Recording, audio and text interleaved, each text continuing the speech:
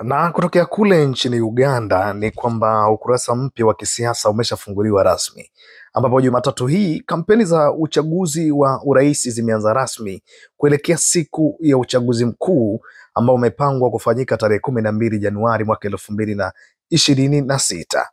Wagombea urais ni wanane kwa ujumla. Miongoni mwao yupo Rais Yoweri Museveni ambaye ameshika madaraka kwa karibu miaka 40 sasa. Akiwa na umri wa miaka 81, Museveni anawania muhula wa 7 wa urais. Kwa upande wa pili, mpinzani wake mkuu ni Robert Sentamu anayefahamika zaidi kwa jina lake la kisanii yaani Bobi Wine.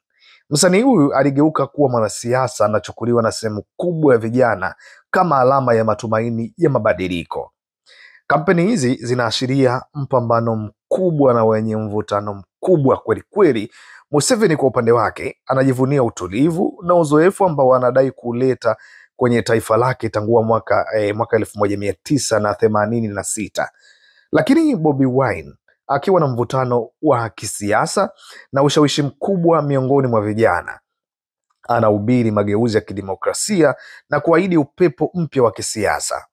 Uchaguzi wa Januari 12 hautakuwa tukio la kawaida peke yake. Utakuwa ni mtihani mkubwa kwa mustakabali wa demokrasia ya Uganda, taifa ambalo kiu ya mabadiliko inakutana uso kwa uso na uimara wa utawala uliozoeleka kwa miongo mingi.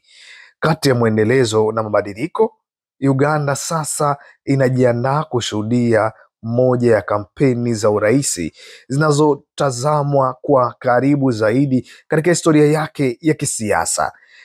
Sasa hivi kule Uganda nadhani picha kubwa inaenda kucholwa, ama mstari mkubwa na ushindani mkubwa unaenda kuanza rasmi, kwa sababu Bobi Wine vijana wengi kweli kweli wanamkubali kule Uganda, lakini Yoweri Museveni bado ana ushawishi ndani ya Uganda na mizizi yake ni ngumu kweli kweli kuweza kuing'oa. Ngoja tukashuhudie mtanange huu ambao utaweza kuamuliwa pale Januari, kama kweli Bobi Wine atapita au kiti cha Yoweri Museveni ataendelea kukikalia kile itwapo leo.